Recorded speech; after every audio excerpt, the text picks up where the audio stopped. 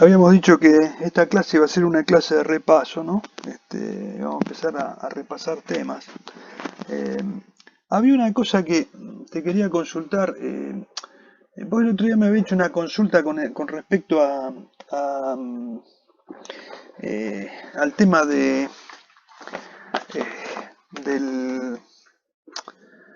del Wi-Fi y del teléfono. Eh, Ah, sí, sí, me Sí, acuerdo. vos ahí concretamente, porque yo acá, no sé, se ve que no lo noté bien o algo. Vos me habías concretamente preguntado qué cosa ahí, de que no No, funcionaban igual o había un problema.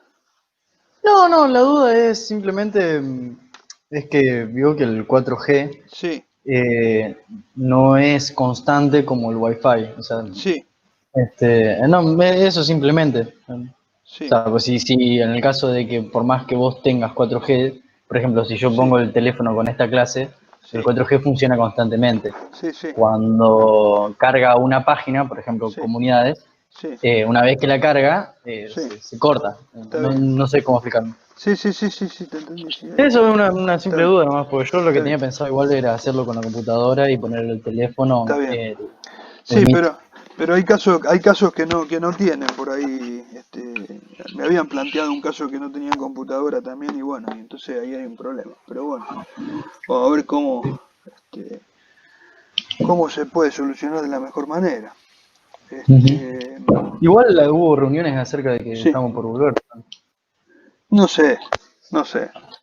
Yo no lo veo tan ¿Tan fácil potable? todavía, ¿eh? No, no sé. Me parece que todavía no va a ser. Pero bueno, este, todo va a depender de lo que pase en estos días, ¿no? Ojalá que Ujú. todo vaya más o menos bien, pero no sé, yo no lo veo tan cercano eso. Me parece que todavía va a faltar. Pero bueno, Ok. es mi pensamiento, ¿no es cierto? No lo sé. ¿Mm? Ok. Este, em, sí, me quería decir algo.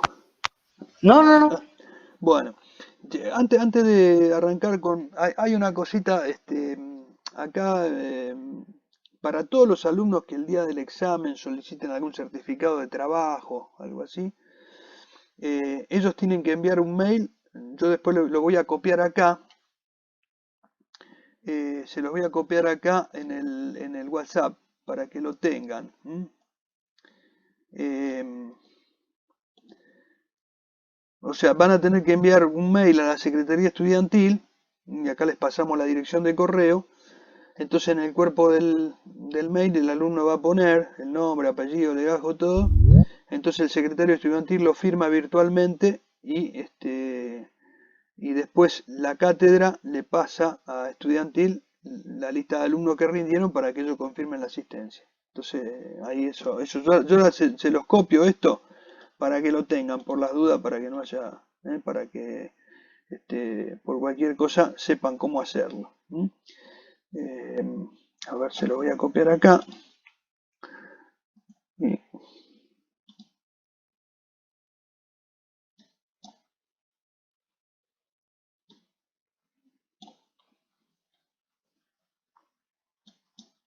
ahí está. ¿Mm? Bueno, ahí lo copié yo en el mail del grupo. ¿Mm?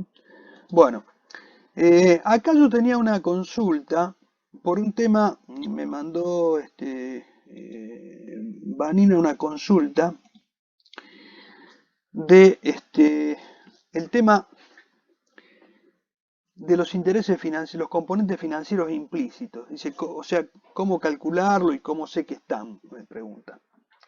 Bueno, con respecto a los intereses financieros implícitos, yo les aclaro lo siguiente. O sea, ¿cómo sabemos que hay intereses? Nosotros siempre suponemos que cuando existe alguna financiación, por ejemplo, supongamos que este, una empresa vende su producto, ¿no es cierto? Y vende los productos y lo vende a un determinado precio y dice, bueno, este es el precio del producto, y tenés, qué sé yo, 90 días para pagarlo, o 30, o 40, o 60 días, no sé. Bueno, entonces da un plazo para pagarlo. Y a lo mejor puede decir, bueno, si lo pagás de contado tiene un descuento, ¿m? Por ejemplo. Entonces nosotros podemos llegar a suponer, en ese caso, que, o sea, no suponer, sino entendemos que ese descuento, o sea, si vos me decís, mira, si me pagás a 30 días, esto vale 1.000 pesos. Y si me lo pagás de contado, te hago el 5% de descuento. Entonces yo digo, ah, bueno, si lo pago a contado, pago 950. Y si lo pago a 30 días, pago los 1.000 pesos que me dice la factura. Entonces tengo que entender que ese precio en realidad está financiado. O sea, entiendo que ese precio, digamos, tiene una cobertura por el periodo, digamos, por el plazo que me da para pagar. O sea, que está recibiendo un interés por eso. Entonces, en ese caso, si yo tengo el dato, lo tendría que abrir y decir, bueno, si yo tengo que evaluar algo, tendría que ponerle el valor con el valor de contado, ¿cierto? Si yo, por ejemplo, digo, bueno, tengo que evaluar un bien eh, y tengo que tomar el precio del bien, en realidad yo tendría que tomar el precio de contado, porque lo otro es financiación. Eh, Eso en épocas a lo mejor de inflación o algún caso así, por ahí a veces suele ocurrir eso que puede tener un interés, digamos, en ese caso, y a lo mejor decirme, bueno, si me pagás de contado tiene un descuento y si no va a un precio de lista. Fíjense que, por ejemplo, ustedes normalmente lo que ven es eso, ¿viste? El precio de lista, a veces te dicen, mira, el precio de lista es este, pero si pagás de contado tiene un descuento. Entonces, bueno, ahí lo que entendemos es que siempre tiene implícitamente un interés. Entonces, cuando nosotros queremos eh, despejar ese interés, lo que tenemos que hacer es sacarle, decir, bueno, ¿cuánto sería el valor de contado? En este caso, si vos me decís 1.000 pesos es para pagar dentro de 30 días y de contado pagás 950 y 50 pesos que son intereses. Entonces ahí, digamos, ese descuento sería un interés implícito que está metido dentro del valor final que vamos a pagar dentro de 30 días. Ahí tendríamos un interés implícito en el precio. ¿Mm? Normalmente, eso es lo que ocurre. Ahora, a veces también pasa lo siguiente. Te dice, mira, el precio es tanto y te dan 30 días para pagarlo o 45 días o lo que sea y el precio es tanto. Entonces podemos llegar a entender que hay un interés implícito en el precio. Eh, en ese caso, ahora, si no tenemos forma de determinarlo, por ejemplo, no tenemos algo que dice, bueno, si me pagás de contado hay tanto de descuento. No dice nada. Entonces, realmente no sabemos cómo hacer, porque decimos, bueno, ¿cómo despejamos ese descuento? Bueno, ahí podemos, en todo caso, si queremos inferir un descuento, podemos decir, bueno, tomemos alguna tasa de referencia al mercado para despejar los componentes financieros. Normalmente, cuando a veces no tenemos elementos, por ahí a veces no se estaría despejando. O sea, tenemos que tener algún elemento válido como para poder despejar esos intereses que podrían estar implícitos en el precio. Siempre que nosotros pensemos que tenemos ese interés implícito, ¿no es cierto? Generalmente, cuando hay un plazo, puede que esté eso, pero también hay casos donde a veces los plazos se dan por fuerza mayor, es decir, porque a veces para poder este, entrar en el mercado, para poder vender a ciertos sectores, a lo mejor tenés que mantener un precio y por ahí hasta dar un plazo. Entonces en ese caso a veces ni siquiera hay un interés implícito, simplemente hay un plazo. O sea, hay un plazo que se da para pagar, pero por ahí no es que estamos contemplando un interés. En muchos casos no es así. O sea, en muchos casos no existe, eso no hay, porque a veces vos tenés que vender a un precio X, que a lo mejor es un precio ya de contado, pero a lo mejor tenés que dar algún poquito de tiempo, alguna pequeña financiación, algún tiempo para que te paguen, algún plazo, porque por ahí el mercado un poco así lo exige. Entonces a veces no es que le estás agregando intereses, sino que a lo mejor mantenés un precio y brindás un plazo. Generalmente, por eso digo, cuando a veces nosotros podemos despejar es cuando a veces tenemos la posibilidad de encontrar ese parámetro, como en este caso, por ejemplo, le decía lo del descuento, que ahí lo tengo bastante bien claro y puedo despejar los intereses implícitos. De todas maneras, eso es lo que ocurre, digamos, en la práctica. ¿eh? Ahora, nosotros acá en cualquier tipo de ejercitación que demos, se lo vamos a aclarar, o sea, les vamos a dar para que tengan el dato para que ustedes si tienen que despejar un interés lo puedan hacer. Pero en la práctica normalmente se da de esa manera.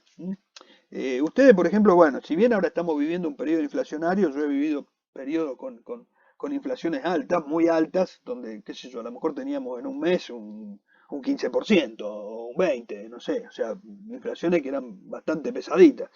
Y entonces por ahí yo me acuerdo que había descuentos muy importantes a veces por el pago de contado, pero ¿por qué? Porque prácticamente los aumentos que había de precio eran tan altos, tan importantes, que a lo mejor había descuentos muy importantes si se pagaba de contado. Entonces por ahí pasaban esas cosas, ¿no es cierto? Pero bueno, eso digamos pasa así en distintas épocas, ¿no es cierto? Cuando a veces ocurren ese tipo de temas donde hay una inflación muy grande. Pero bueno, la forma de verlo es esa, ¿no es cierto? Eh, no sé si con esto quedó despejado el tema, si se entendió o quedó alguna otra duda con eso.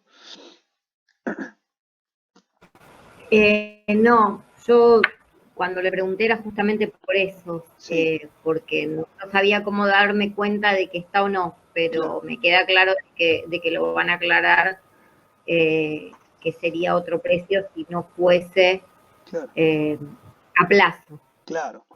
Claro, o sea, en la ejercitación sin duda que lo van a tener claro. En la práctica, por eso, en la práctica a veces se da de esa manera.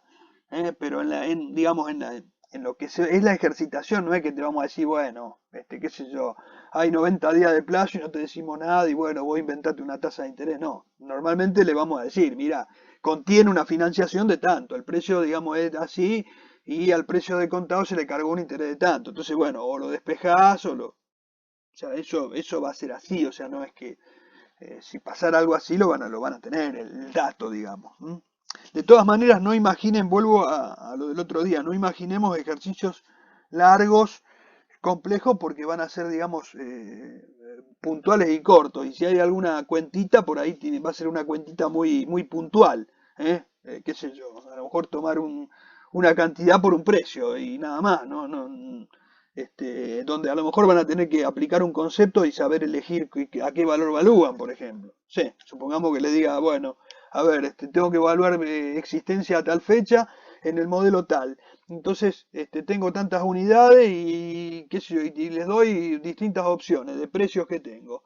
Y ustedes y le doy las opciones de a cuánto quedó a cuánto se podría evaluar. O sea, les doy varias opciones y ustedes tendrán que elegir a lo mejor la correcta. Para eso tendrán que tener claro el concepto de a qué precio tengo que evaluar en tal modelo y y decir, bueno, tengo que aplicar este valor, o sea, hacer el cálculo ese y nada más, pero por ahí el cálculo no es más que a lo mejor una multiplicación, es decir, tanto por tanto y nada más, no es que vamos a hacer un super desarrollo, porque imagínese, o a lo mejor aplicar un límite o una cosa así, pero va a ser una cosa súper puntual, porque no podemos no vamos a dar un desarrollo de ejercicio donde les lleve mucho tiempo armarlo.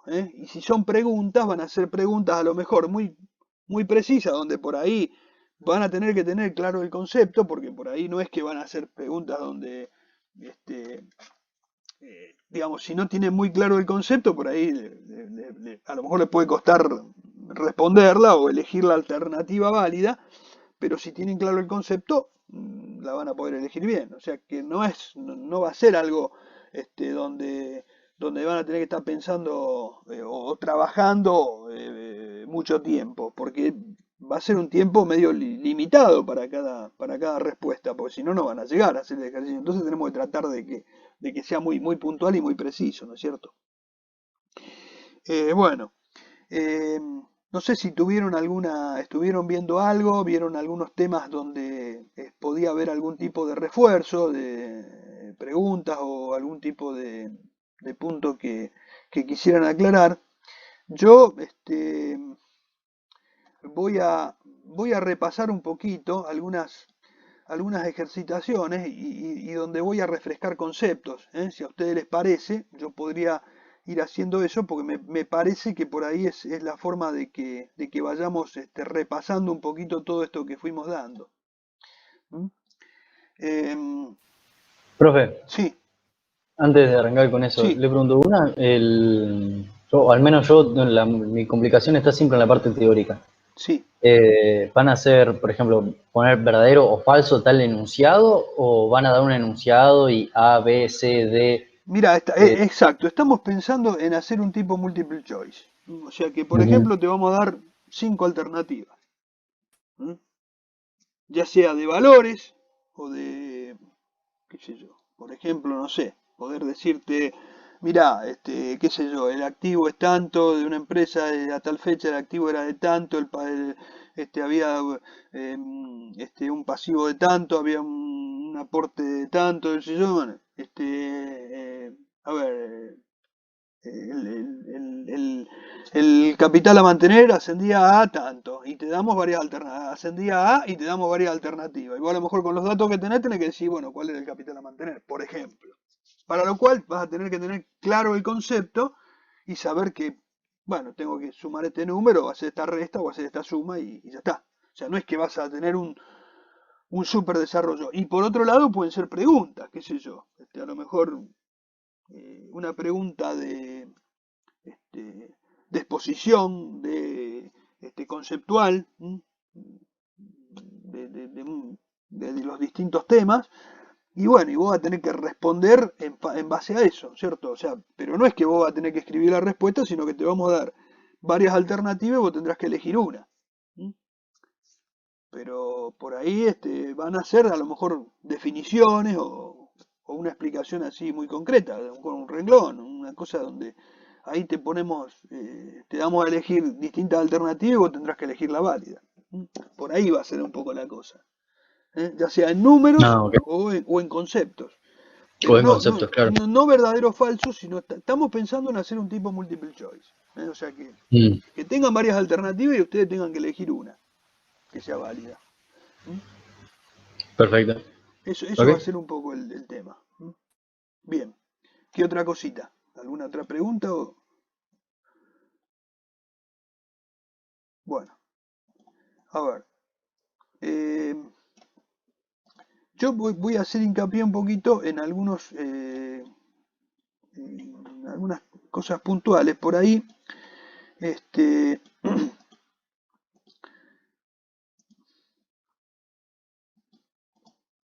ya que estamos en el tema de componentes financieros implícitos, voy a arrancar, voy a irme un poquito a algunas partes conceptuales. Después, si en todo caso ustedes tienen alguna duda con algún ejercicio, con alguna pregunta puntual de algún caso, lo vamos viendo también. Yo lo tengo acá todo esto abierto como para poder ir planteando. ¿Mm? Eh, por ejemplo, bueno, yo ahora subo un poquito la pantalla acá. Voy a compartir pantalla.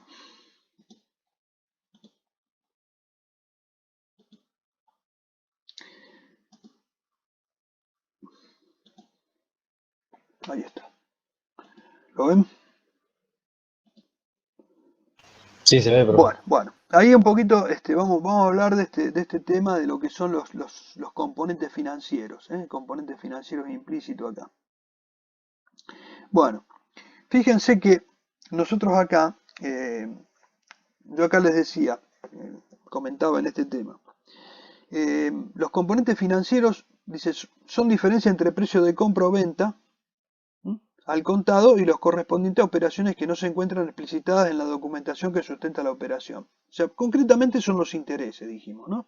O sea que, ¿por qué no se encuentran explicitados? O sea, acá, ¿qué es lo importante? Que no se encuentran explicitados. ¿Y por qué no se encuentran explicitados? Bueno, no se encuentran explicitados porque precisamente esos intereses son intereses que están metidos adentro del precio. O sea, yo pongo una factura y te digo, mira, esto es 1.000 pesos, me lo pagás en tal plazo, como les comentaba recién. Entonces, bueno, queda, queda ya dentro de la operación. Por ejemplo, entonces por eso acá les daba este caso, ¿no? Y decía, una factura, por ejemplo, tiene un precio final de 1.200 pesos. y la condición de pago 90 días fecha de factura. Y al contado tiene un 10% de descuento. Entonces yo entiendo que si esa persona quiere pagar al contado, va a pagar 1080, no va a pagar 1200. Entonces esos 120 sería un interés de financiación. O sea, el valor que figura en la factura, que es 1200, contiene intereses por financiación. ¿De cuánto? De 120. Entonces, si yo quiero despejar esos intereses, voy a tener ese dato ahí. Nosotros podemos dárselo de esa manera o también le podemos decir, bueno, contiene tanto de interés de financiación y listo. O sea, no de esta manera diciendo que si pagan al contado hay tanto de descuento, pero en realidad este también sería el camino válido, es decir, poner un descuento y bueno, y mostrarlo de esa manera. Y si no, la otra es como incluso hicimos en ejercicio, donde decíamos tiene un 5% de financiación o tiene o tantos pesos de interés implícito en el precio.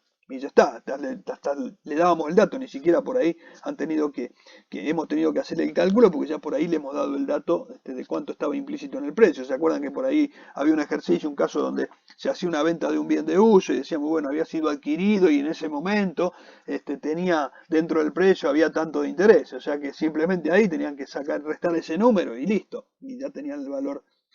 Pero, digamos, estamos hablando siempre de un precio cuando es implícito porque está metido ahí adentro del precio.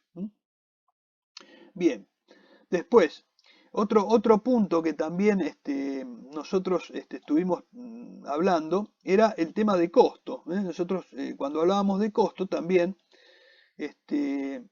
habíamos dicho que, por ejemplo, todos estos conceptos yo los estoy refrescando porque por ahí puede haber algún tipo de pregunta, algún tipo de concepto que por ahí pidamos y bueno, y a lo mejor van a tener que contestar algo para lo cual van a tener que tener claro el concepto, por eso lo estoy un poco refrescando esto. Entonces decíamos que, por ejemplo, el costo de un bien es el sacrificio económico necesario para ponerlo en condiciones o de ser vendido o de ser utilizado.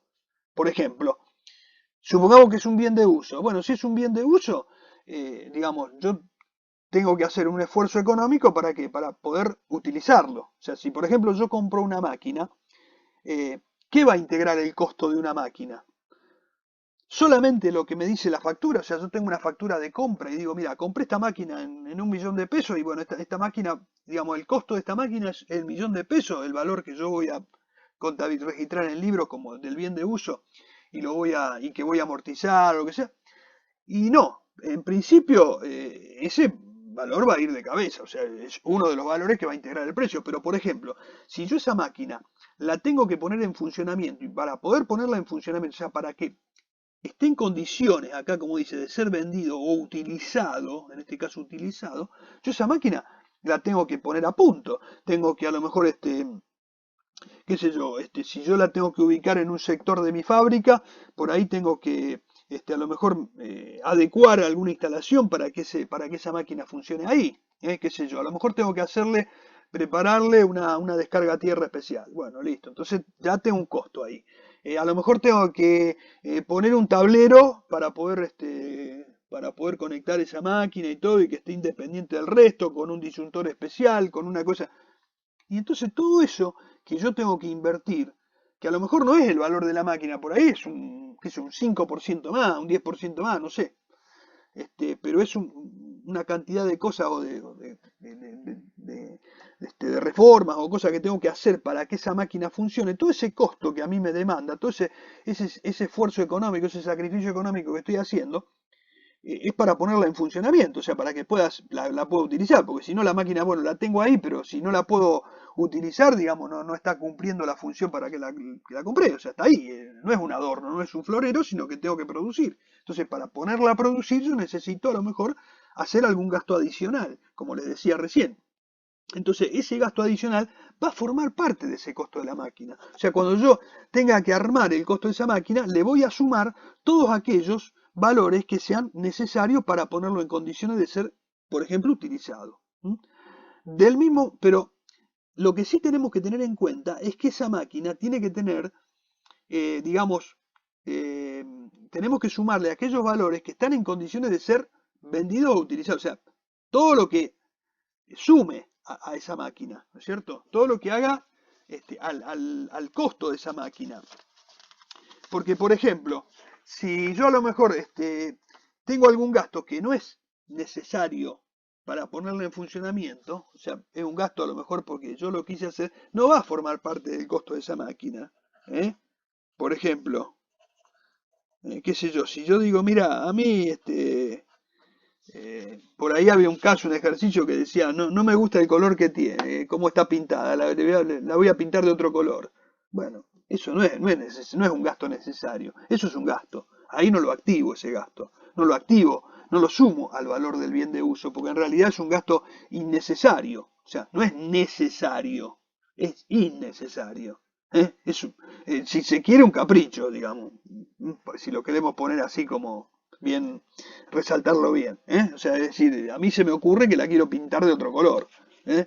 O qué sé yo, algo que yo lo gaste, pero no porque, o porque me gusta más, qué sé yo, algún chiche, alguna belleza, algo que no es necesario para ponerlo en funcionamiento y que yo lo quiero gastar porque a mí me gusta así. Bueno, pero eso ya es otra cosa, ¿no es cierto? Distinto es si es algo que es o para mejorar las condiciones de uso o para mejorar las condiciones de la persona que está trabajando, ¿no es cierto? Qué sé yo, algún soporte, alguna cosa que sea, digamos, que hace al proceso productivo. Entonces, en ese caso sí, porque estoy mejorando algo y estoy, digamos, poniéndolo en mejores condiciones, pero si no, será un gasto. Entonces, para activar el bien, yo tengo que decir, bueno, todos estos gastos que hice son necesarios para ponerlo en funcionamiento. Del mismo modo, si hablamos de un bien de cambio, por ejemplo, de mercadería, también, en este caso no va a ser para ser utilizada, sino para ser vendida. Entonces, bueno, a ver,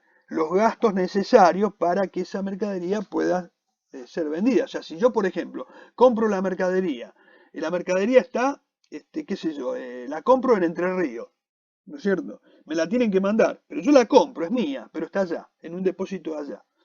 Entonces yo tengo que pagar un flete para que me la manden, y yo no pago el flete. Entonces, bueno, si no pago el flete, este, la mercadería está allá y no la puedo vender, por ejemplo, porque mi clientela está acá. Entonces digo, a ver, necesito que me la manden. Entonces el flete es un gasto necesario ¿para qué? Para que yo lo pueda tener en mi estantería y ponerlo en condiciones de ser vendido. ¿Qué sé yo? Tengo que pagar un seguro. Tengo que pagar, no sé, algún gasto, por ejemplo, qué sé yo, acá poníamos costos de importación. Y bueno, sí, si yo, por ejemplo, estoy importando una mercadería, las importaciones tienen gastos, ¿no es cierto?, de despachante, gastos de un montón, una serie de gastos que hacen al costo, a lo que me cuesta a mí traer la mercadería. Porque si yo, por ejemplo, si yo compro una mercadería, supongamos la misma mercadería que importo, la compro acá. Si la compro acá, a mí me la venden a un precio. Entonces, como lo tengo acá, digamos, el proveedor está enfrente de mi casa, prácticamente no tengo ni gasto de flete. O sea, directamente lo que me dice la factura está. Ahora, el proveedor que me vendió tiene contemplado todos los costos dentro de su precio. Entonces, en cambio, por ejemplo, si yo estoy importando, bueno, tengo algún costo porque a lo mejor me dan un precio para ellos de FOB, ¿no es cierto? Pero yo después a lo mejor tengo el costo, el seguro, el flete, o sea, después para mí es un SIF, ¿no es cierto? Costo, seguro y flete. Yo tengo que después comprar y agregarle todos los gastos necesarios para yo traer ese producto a mi país. Entonces, y aparte después pagar todos los gastos de despachante, los gastos de aduana, todos los gastos que son necesarios para yo traerme ese producto y ponerlo en la estantería. Entonces, digamos, mi precio de compra no es solamente lo que me dice lo que me va a figurar en la factura que me mande el proveedor del exterior o los gastos solamente que tengo ahí en el permiso de embarque, sino también después que yo le tengo que agregar el gasto del despachante, todo lo demás, y digo, bueno, mi precio lo integran todos esos valores. ¿Por qué? Porque a mí traer esa mercadería acá, ponerla en la estantería, a mí me cuesta toda esta plata. Entonces ¿cuál sería el costo unitario de esa mercadería? Y bueno, voy a tener que sumar o sea, lo que me cobran a mí por la importación, más todos los gastos que tuve, y decir, bueno, sumo todo eso, lo divido por la cantidad de unidades y eso es lo que me costó a mí cada unidad. Es decir, ponerla en condiciones de venderla, de ser vendida. Entonces ahí Yo ahí tuve que armarme el costo. En cambio, si a lo mejor no, tengo una factura donde solamente la compré y ese es el valor, porque no tuve que hacer ningún gasto más, es decir, solamente pagando eso, la puse en la estantería y es más fácil, directamente tengo el precio. Tengo el precio ahí, no tengo que armar nada. En el otro caso, tengo que componer ese costo con todo lo demás que yo tengo que agregarle. Del mismo modo que si lo fabrico, obviamente ahí tengo más todavía, porque voy a tener que ver todos los gastos de producción, ¿no es cierto? Acá decíamos, todos los gastos de producción y de compra y de todos los gastos, digamos, que yo tengo que incurrir para poder terminar el producto. O sea, comprar materiales, materia prima, material indirecto, mano de obra, todos los gastos que yo tuve que incurrir para qué, para poder fabricar el producto, terminarlo y después recién dejarlo en condiciones de ser vendido. Entonces eso va a formar parte de mi costo. Esto es importante que lo tengan claro, ¿por qué? Porque si después ustedes en algún momento tienen que medir el tema de costo, bueno, tienen que ver, bueno, cómo lo van a obtener. Che, yo estoy hablando, pero ustedes por favor, cualquier cosita, cualquier duda que tengan, me interrumpen y me preguntan, porque yo voy repasando conceptos para que lo tengamos claro, ¿no? Si acá surge algún tema con alguna parte de un ejercicio o algo así, también me dicen y salto a un ejercicio, no hay ningún problema. Yo puedo pasar de un caso a otro, sin ningún problema. Bueno.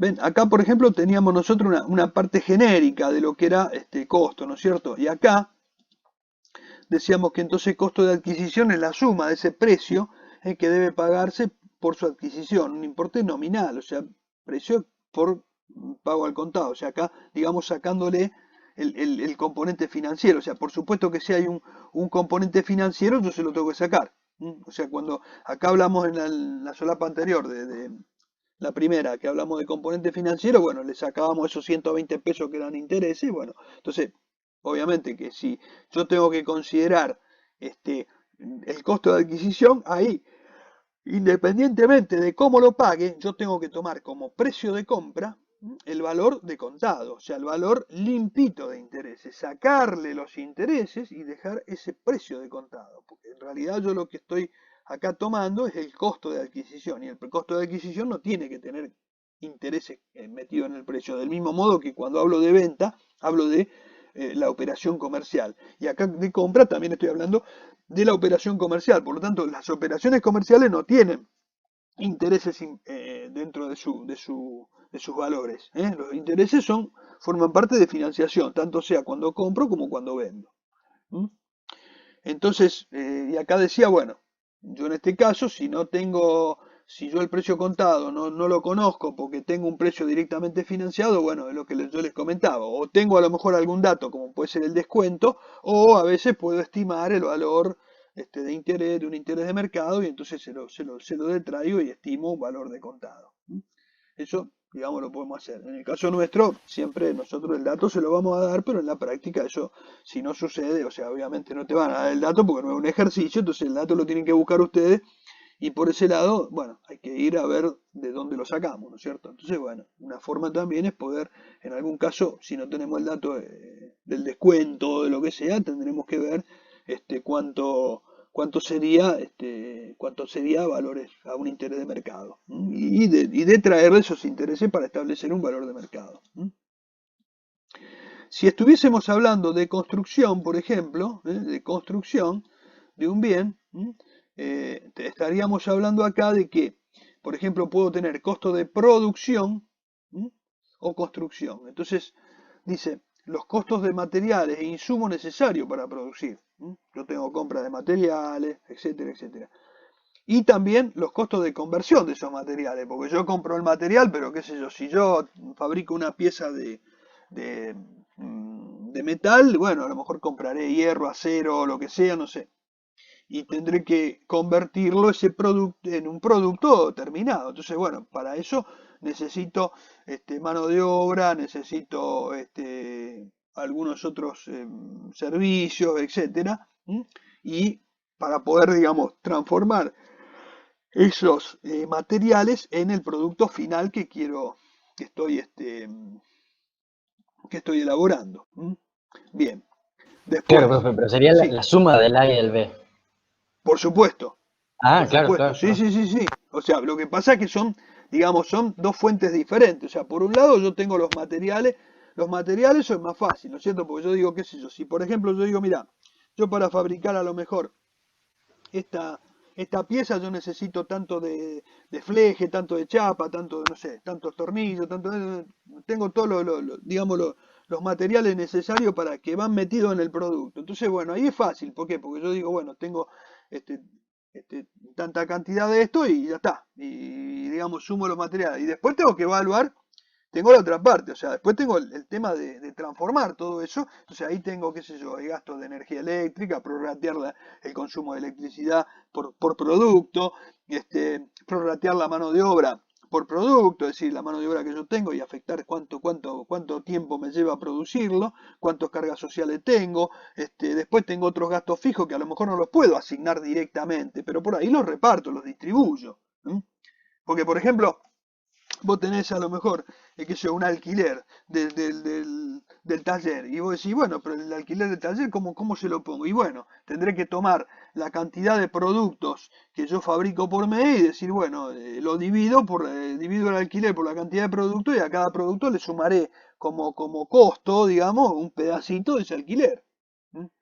Digamos, integrará el costo de ese producto, ¿no es cierto? ¿Qué sé yo? La energía eléctrica, yo digo, pago energía eléctrica, y a lo mejor pago una factura, no sé, de 100.000 pesos, y digo, bueno, pero ¿y cuánto le afecto a cada producto? Y bueno, tendré que dividir esos 100.000 pesos en la cantidad de productos que yo fabrico y le asigno a cada producto un cachito de esa energía eléctrica. Así, y lo voy, digamos, y le voy sumando a su costo eso. Entonces, cuando yo tengo que ponerle un valor, digo, el valor que tiene en el inventario, en el stock, es este. Producto de que de haber obtenido yo armado todo ese costo. Distinto cuando yo tengo el precio ya, digamos que lo tengo en una factura. Y es fácil, ¿por qué? Porque digo, bueno, ¿cuánto me cobra el proveedor de este producto? Ya terminado, listo para poner en la vidriera. Yo siempre pongo el ejemplo a lo mejor de zapatos, ropa, lo que sea. Bueno, eso sí, lo compro y lo pongo ahí y ya está. Y lo pongo a la venta. O sea que ahí no le tuve que hacer absolutamente nada. O sea, directamente, así como lo compré, tengo el precio en la factura y todo y ya está, listo. A lo sumo sumarle un flete o algo así que puede ser que lo tenga o ya directamente lo tengo metido todo dentro del precio y chao, y listo. Lo puse ahí y ya está. En ese caso es fácil. Ahora, cuando yo tengo que armarme mi costo de producción, ahí tengo que trabajar un ratito. O sea, tengo que tener, digamos, un esquema para poder armarme los costos, ¿no es cierto? ¿Eh? Y después, bueno, acá yo les aclaraba que, digamos, los costos de los bienes producidos no tienen que incluir improductividad física o ineficiencia en el uso de los factores. O sea, si yo, por ejemplo, digo, bueno, pero yo qué sé yo, digamos, la mano de obra, ponerle. Si la mano de obra, yo digo, mira, yo tengo que, a mí, qué sé yo, fabricar cada este producto me lleva una hora de mano de obra. Entonces yo digo, bueno, si yo tengo una persona trabajando 8 horas, tiene que fabricar 8 unidades. Ahora, si esa persona en 8 horas fabricó 2 unidades porque, no sé, porque estuvo tomando mate, porque trabaja poco y qué sé yo no puedo incluir, yo no le puedo cargar a ese producto porque entonces ¿a quién se lo vendo? No voy a ser competitivo, o sea, yo no le puedo cobrar un producto y decir, y no, yo lo vendo más caro porque ¿sabe qué pasa? Nosotros tardamos mucho para producirlo, o sea, somos ineficientes, o sea, esa ineficiencia si vos la trasladás, el producto no va a ser competitivo y no se lo va a vender a nadie, o sea, los costos vos tenés que tener el producto, digamos, tenés que contemplar ciertas, o sea, hay ciertas cosas que son, digamos, puntuales, o sea, vos no, hay ciertos tiempos que por ahí son caídos, ¿no es cierto? ¿Qué sé yo? Si vos tenés un tiempo que a lo mejor un empleado, no sé, va a hacer su necesidad, o se tiene que lavar las manos, o sea, hay un tiempo que por ahí se pierde, ¿no es cierto? Siempre hay un poquito, pero una cosa es el tiempo, digamos, que esos son tiempos caídos pero que se contemplan a lo mejor dentro del costo porque son normales, ¿no es cierto? Lo que yo estoy hablando acá es cuando hay improductividad de que vos decís, bueno, no se trabajó, o sea, no se hacen esto, o hay una ineficiencia muy grande y entonces no, se pierde, qué sé yo. Lo mismo que, por ejemplo, bueno, hay un montón de productos que salen mal y se rechazan porque y hay que volverlo a hacer y se pierde el material y se pierde un montón de cosas porque salen mal. ¿Y por qué salen mal? Y porque se hacen mal, porque se descuidan cuando lo hacen y entonces, bueno, entonces eso es ineficiencia. Entonces la ineficiencia la tenés que corregir porque si no, nunca vas a ser competitivo. O sea, en eso los costos lo tenés que contemplar. ¿Eh? Y lo mismo la ociosidad, bueno, este, por ejemplo, qué sé yo, porque a lo mejor la planta está desaprovechada, o porque a lo mejor hay alguna disminución de trabajo, de pedido, y entonces a lo mejor, bueno, como tengo menos, los cobro más caro. Bueno, no, ahí, digamos, hay ineficiencia que la va a tener que soportar, porque si no, no va a poder competir con nadie. ¿Mm? Bueno, vamos ahora un poquito más concreto a todo lo que son ya los conceptos más puntuales de los que vamos a ver acá. Que los vimos mucho en la parte de modelos cuando hablamos de mediciones. Vamos a repasar un poquito lo que es costo de reposición. Recordemos bien que el costo de reposición son todos los conceptos que integran su costo original expresados en los términos de su reposición, o sea, a la fecha de la medición. O sea, los valores a la fecha de medición. Por ejemplo, si yo, digamos, compré productos terminados, ya mercadería de reventa. Bueno, ¿cuál es el costo de reposición? Es lo que me cuesta, en el momento que estoy haciendo la medición, volver a reponer ese producto. O sea, si yo lo tengo que comprar en ese momento, ¿cuánto me cuesta? Por eso es que normalmente cuando yo tengo que evaluar la reposición, lo que voy a hacer es, si es un producto que ya lo compro listo, terminado, bueno, tendré que ver la lista de precios de mi proveedor al día que estoy haciendo la medición. Si yo quiero saber hoy cuánto es mi precio de reposición, tendré que ver esa lista hoy. ¿Cuánto me cobra hoy mi proveedor? Sí, ¿había alguna pregunta? ¿Me pareció? No. Bueno. O sea, eso es, digamos, por eso decimos a la fecha de medición. Cuando nosotros, por ejemplo, decimos, bueno, al cierre del ejercicio, al 31 de diciembre, a la fecha que sea, lo que estamos haciendo es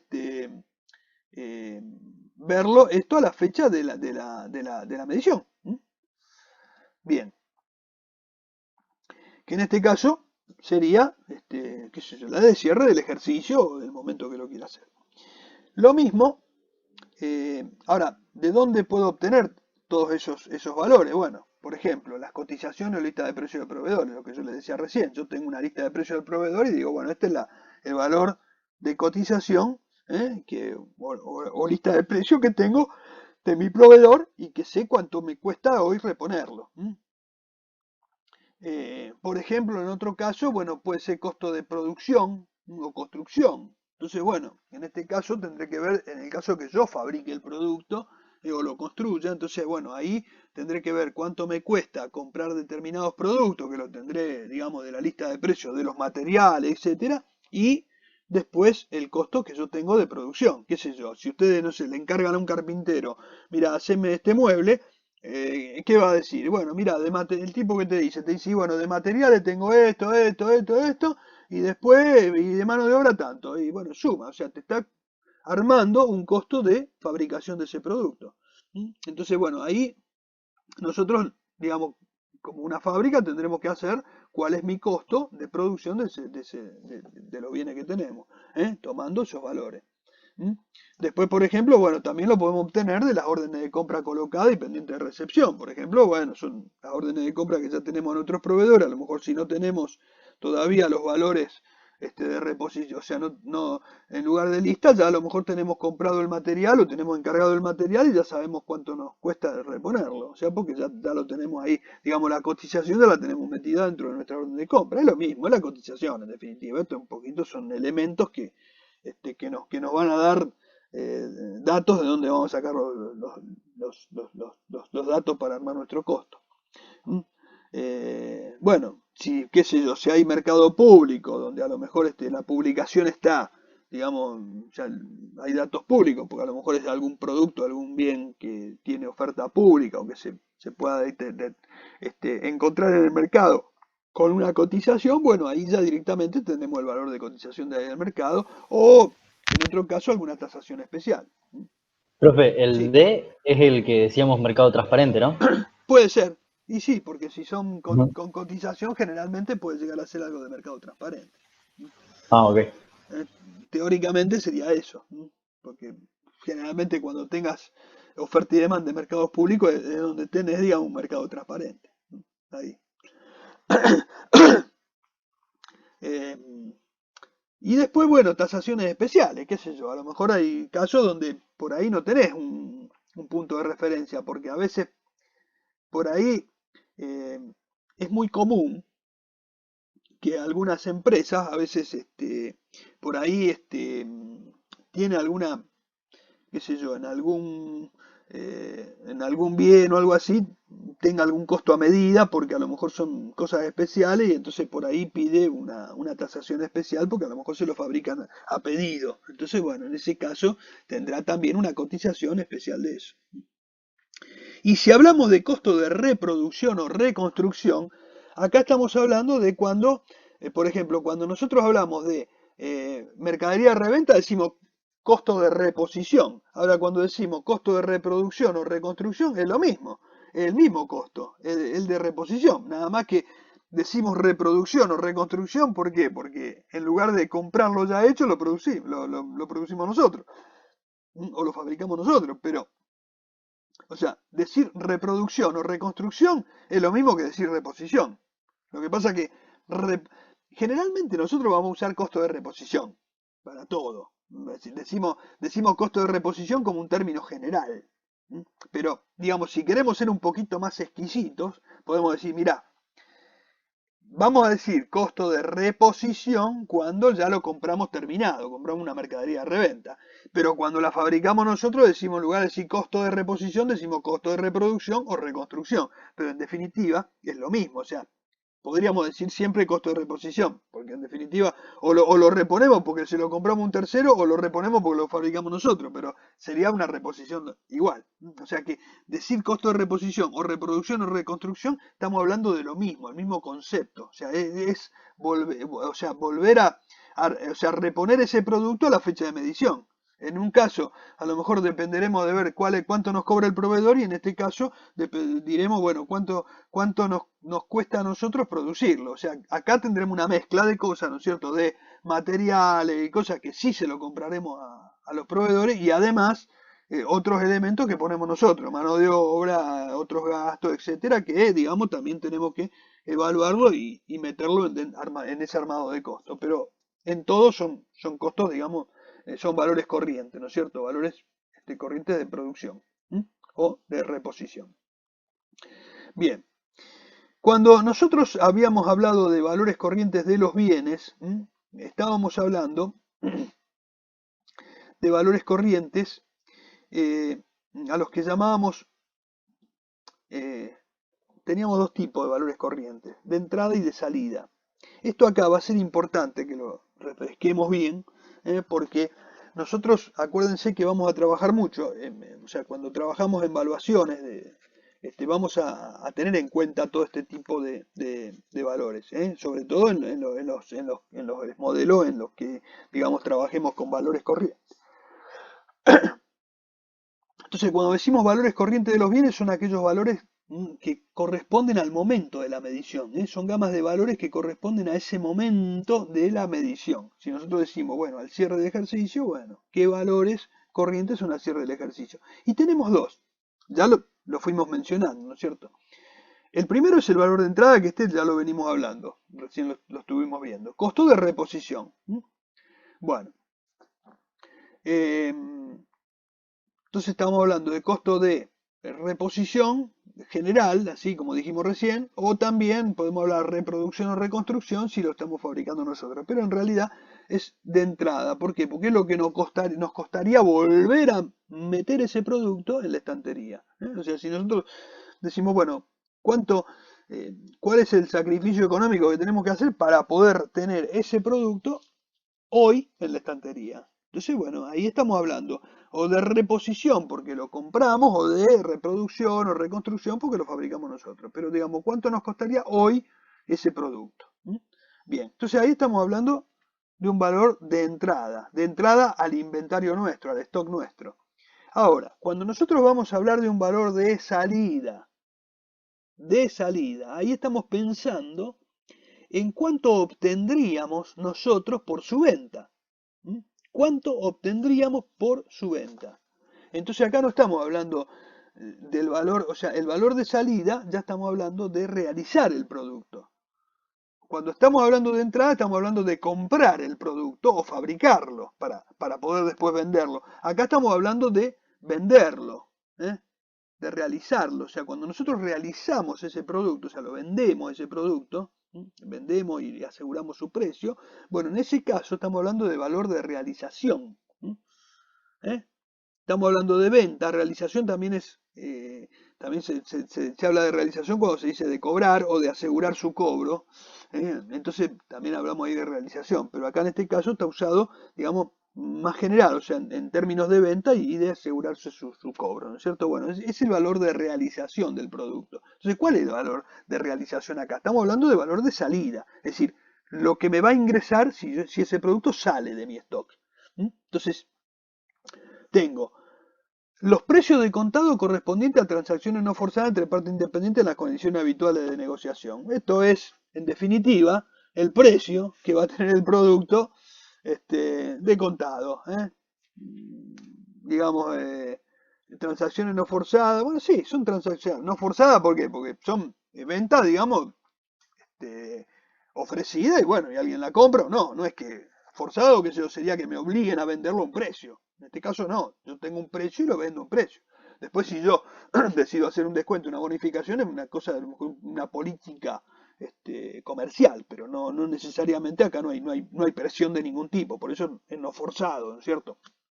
Y en condiciones habituales de negociación, sí, porque obviamente estamos hablando de condiciones normales, o sea, no de algo excepcional que vos decís, bueno, lo tuve que malvender porque, qué sé yo, porque necesitaba la plata o porque tuve un problema. O sea, acá estamos hablando de lo normal, digamos, el precio normal que va a tener el producto en cualquier momento que yo lo venda.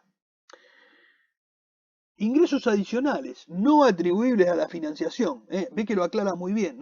Siempre, tanto en la compra como en la venta, siempre estamos eliminando lo que es componente financiero. Lo que es componente financiero es aparte. Es un problema de financiación, no de valor comercial. Por eso cuando hablamos de resultado comercial, y fíjense, vean los ejercicios en lo que decíamos, el resultado comercial. Estábamos hablando de venta menos precio de venta menos precio de costo, pero en ninguno de los dos casos contemplábamos intereses, ni tanto en la compra como en la venta, a pesar de que esté financiada la compra y financiada la venta. La financiación la poníamos aparte y eran resultados financieros. Acá siempre hablábamos de valores de contado.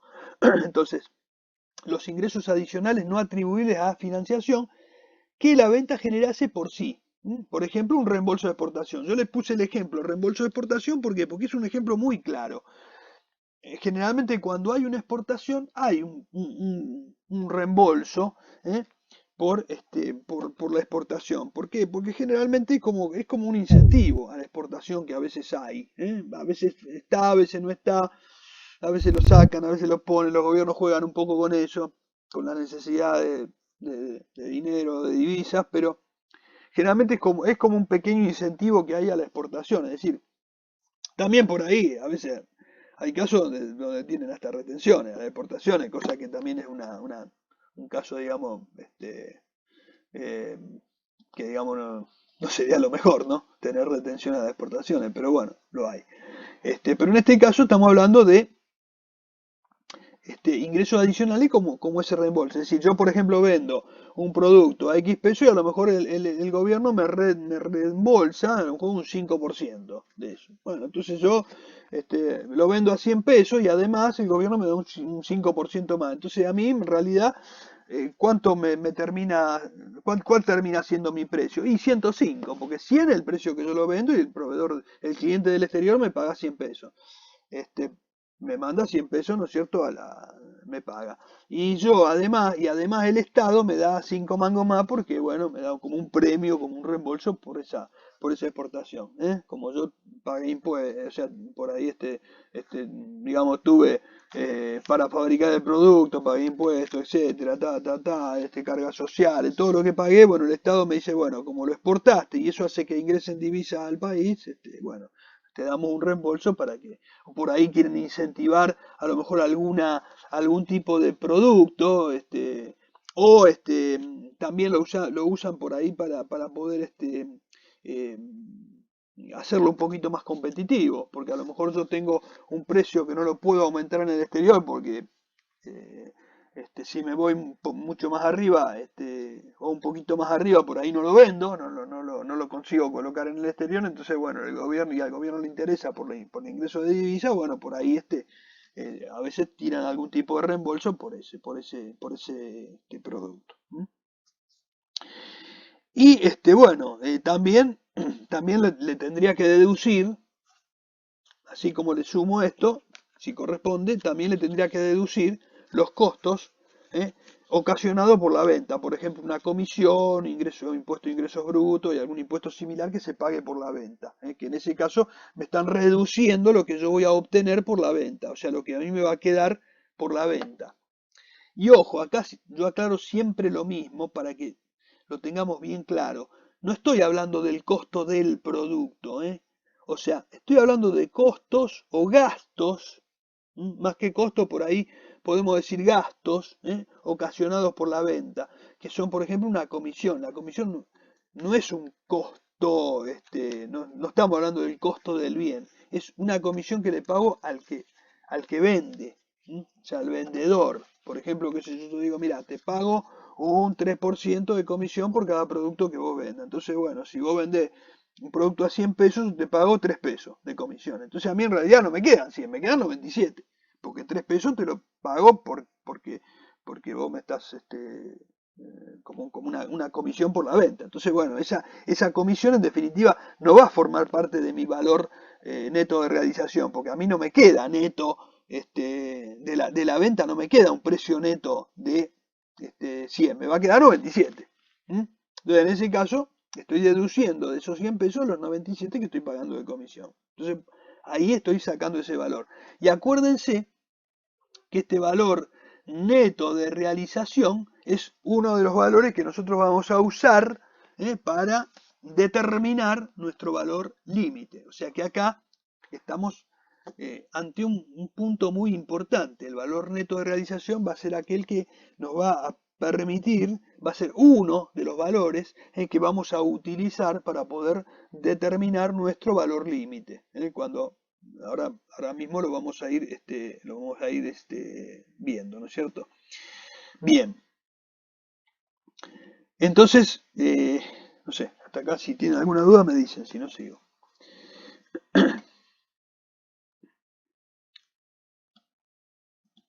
Bueno, paso entonces al otro valor que es el valor de uso, que también este valor lo vamos a usar como, va a ser uno de los valores que lo vamos a utilizar para obtener ese valor límite. Y es el valor actual de los flujos netos de fondos esperados que deberían surgir del uso de los bienes y de su disposición final al final de su vida útil o de su venta anticipada si ella hubiese sido resuelta. ¿A qué se refiere? Nosotros cuando compramos un bien de uso, esperamos recuperar esa inversión a través de lo que nos produzca ese bien. O sea, ese bien, yo si compro una máquina, con esa máquina voy a producir bienes y con esos bienes los voy a vender y yo en el futuro voy a obtener ingresos y voy a obtener utilidades por eso. Entonces, bueno, todos esos ingresos que yo espero obtener, que me genere ese bien, van a ser, digamos, los flujos de fondos esperados que yo voy a obtener en el futuro. Entonces, digamos, ese va a ser un poco mi valor de uso, nada más que como van a ser valores futuros, yo lo tendría que traer al día de hoy, es decir, esos bienes. Y además, si yo digo, bueno, al final de la vida útil de este bien,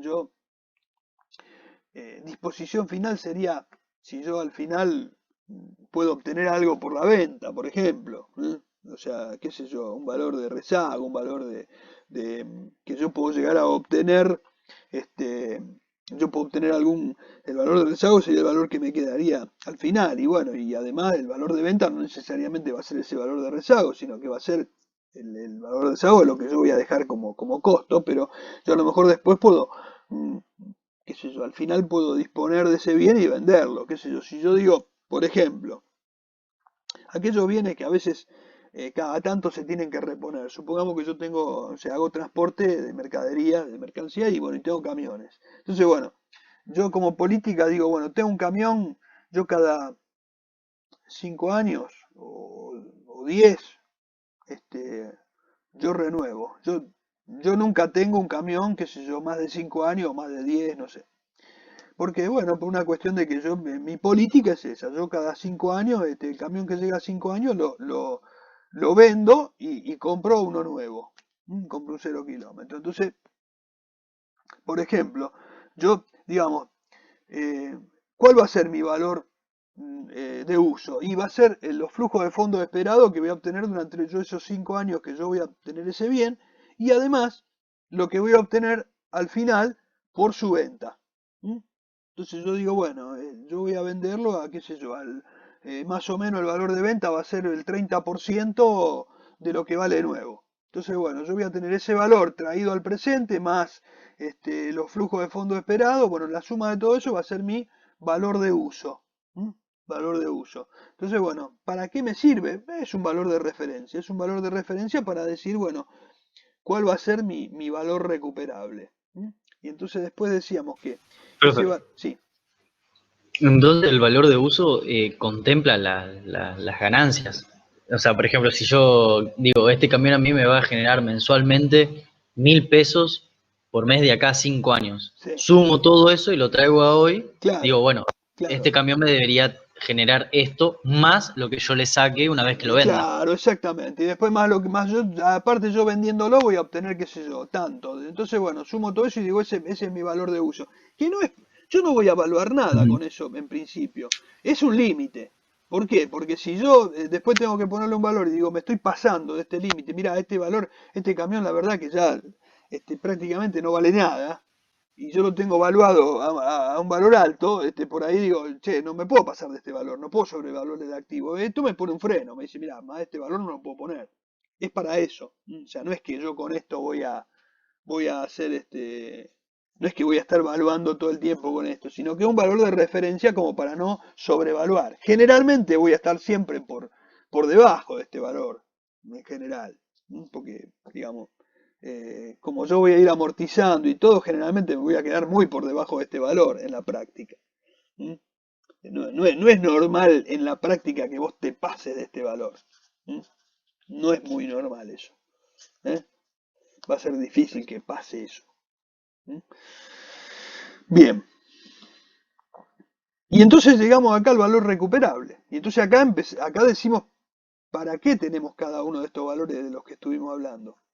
¿Cuál es el valor recuperable de los activos? Entonces decimos, bueno, habíamos hablado del valor neto de realización y habíamos hablado del valor de uso. Y entonces decimos que el mayor entre estos dos es el límite.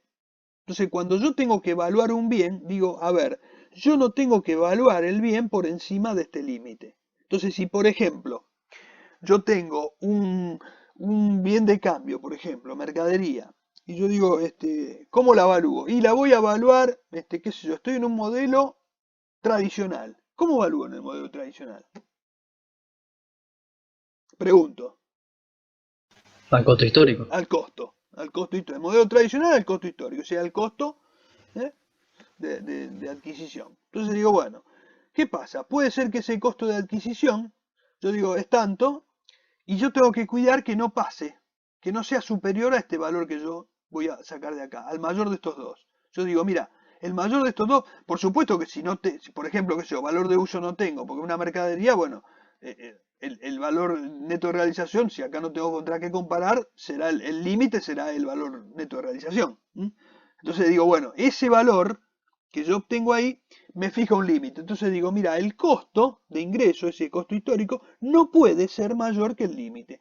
Si llegara a ser mayor que el límite, yo lo tengo que bajar, o sea, el valor ese yo lo tengo que llevar al límite. O sea, tengo que evaluar al límite. No le puedo poner un valor mayor. ¿Eh? No le puedo poner un valor mayor porque estaría sobrevaluando mi activo. ¿Mm? Si estuviese en un modelo de costo reexpresado, ¿cuál sería el costo al que yo tendría que evaluar? ¿A costo cómo? ¿Cómo fue la pregunta, profe? Si yo estuviese en un modelo de costo reexpresado, Sí. ¿cómo tengo que evaluar? Agarro mi costo histórico, Sí. lo multiplico por el coeficiente y ese valor que me da no tiene que ser mayor al valor neto de Exacto. O realización. sea, yo tengo el costo reexpresado Costo reexpresado. y vuelvo a comparar con el límite, porque siempre comparo con el límite. O sea, en un caso es el costo histórico, en otro caso es el costo reexpresado, pero siempre comparo con el mismo límite. El límite siempre es el mismo. Lo que va cambiando es lo que le pongo enfrente, ¿m? De acuerdo al Claro, modelo. claro, y en caso de ser mayor me da un resultado por tenencia negativo. Exactamente, que negativo. Y acuérdense que nosotros decíamos que en el caso de estos modelos de costo, siempre el resultado por tenencia solamente iba a ser reconocido si era negativo, si era positivo no. O sea, positivo no iba a haber nunca, porque solamente iba a haber negativo, ¿por qué? Porque teníamos que echar mano a ese valor límite. ¿Mm? O sea, porque teníamos que bajar ese costo y bajar al valor límite. ¿Mm? O sea que estos dos modelos nunca iba a tener un resultado por tenencia positivo, sí negativo. ¿Por qué? Porque tenía que echar mano al valor límite porque me estaba pasando. ¿Mm? Entonces, en ese caso, si yo tengo que bajar su costo de ingreso, ya sea histórico o reexpresado, entonces en ese caso estaría echando mano al límite y entonces por ese motivo estaría bajando su valor y tener un resultado por tenencia negativo. ¿Mm? Ahora, si estoy en un modelo, por ejemplo, de valores corrientes o de modelo combinado, ¿a cuánto tendría que evaluar? En general, ¿a qué valor? A su costo de reposición. A su costo de reposición. O sea, ya no estoy hablando de costo de ingreso ni de costo de ingreso reexpresado, sino que diría costo de reposición, lo que vimos antes, o sea, cuánto me cuesta reponerlo o refabricarlo hoy. Entonces digo, bueno, esto es lo que me cuesta. Y siempre comparo con el límite. Supuestamente, fabricarlo o comprarlo, casi siempre tendría que ser menor que mi valor, que el BNR, porque cuando hablo de BNR o valor de uso estoy hablando de un valor de salida, ¿no es cierto? Y acá en el otro estoy hablando de un valor de entrada, por lo tanto, en teoría debería ser menor el valor de entrada, pero podría suceder que pese a que el costo de reposición sea X, a lo mejor por alguna limitación no puedo vender a más de un precio y entonces, bueno, por ahí tendría que echar mano al BNR. Por eso siempre comparo con el límite, pero generalmente también debería estar por debajo del límite. Obviamente que si nosotros en un ejercicio le ponemos un límite menor, bueno, ustedes siempre van a tener que no pasarse del límite. O sea, el límite está para eso, para no pasarse. Y entonces, bueno, ahí estamos hablando de ese caso. Si, por ejemplo, estuviésemos en un mercado transparente, directamente ahí iríamos al BNR porque sería un valor de realización en un mercado transparente. Entonces ahí ni siquiera nos vamos ahí no nos preocupamos, directamente vamos al límite, ¿no? Bueno, eh, y bueno, y acá un poquito reflexionamos sobre ese límite, ¿no es cierto? ¿Qué significa que se fije un límite? Bueno, que ningún activo se pueda evaluar por encima de su valor recuperable. ¿Y por qué? Habíamos hablado de los peligros de sobrevaluar. Entonces, yo una cosa que acá había mencionado con ese peligro de sobrevaluar un activo era que si nosotros ese activo lo sobrevaluábamos, al sobrevaluarlo, estaríamos dando un resultado por tenencia positivo. Por lo tanto, ¿qué pasaba en nuestra ecuación patrimonial? Iba a subir el activo, porque el hecho de sobrevalorar un activo, estoy aumentando ese valor del activo. Si aumento el valor del activo y el pasivo está igual, obviamente me va a aumentar el patrimonio neto para que la ecuación quede igualada. ¿En qué parte va a aumentar el patrimonio neto? Acuérdense que el patrimonio neto se componía de dos partes, ¿no es cierto? Aporte de los propietarios, que el capital, ajuste del capital, eh, aporte irrevocable, prima de emisión, todo lo que tiene, digamos, como aporte de los propietarios y los resultados acumulados. O sea, ¿qué es lo que se me iba a incrementar? Los resultados acumulados. ¿Y qué se puede hacer con los resultados acumulados? Y distribuir entre utilidades entre socios y accionistas. Entonces, la pregunta era, ¿qué utilidades? Si decimos que estamos sobrevaluando, que esa utilidad es mentirosa, estamos distribuyendo una utilidad mentirosa. Entonces, si no es cierto eso, que hay una utilidad, estamos distribuyendo una utilidad que no existe. O sea que estamos en definitiva, cuando ese activo se venda, se va a vender quizá por menos de lo que decimos. Entonces, eso que estamos dando hoy como utilidad, como resultado por tenencia, cuando se venda va a ser una pérdida. Entonces, digamos, va a volver a la normalidad. O sea, acá vamos a subir y después vamos a bajar. O sea que vamos a volver otra vez hacia atrás, pero ya con el agravante de que esa utilidad se pudo haber distribuido. Entonces, si se distribuyó la utilidad y ahora metes una pérdida y ahora retrotraes, pero ya la plata la distribuiste. Entonces, eso hace que en definitiva terminaste distribuyendo no un resultado, sino que a lo mejor terminaste distribuyendo capital. O sea, no resultado porque no existía, distribuiste capital. O sea, si vos distribuiste este resultado y este resultado no existía, entonces terminaste distribuyendo aporte de los propietarios, cosa que está, digamos, vaciando la empresa, o sea, está sacando aportes. Por eso es tan peligroso la sobrevaluación, por eso decimos que no se debe sobrevaluar un activo, porque al sobrevaluar se corre el riesgo de distribuir lo que no existe, la utilidad que no es.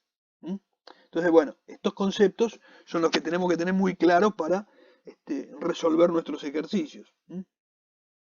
Bueno, ¿está entendido? Hasta acá voy bien, no sé si quieren alguna aclaración más, algún punto que les genere duda.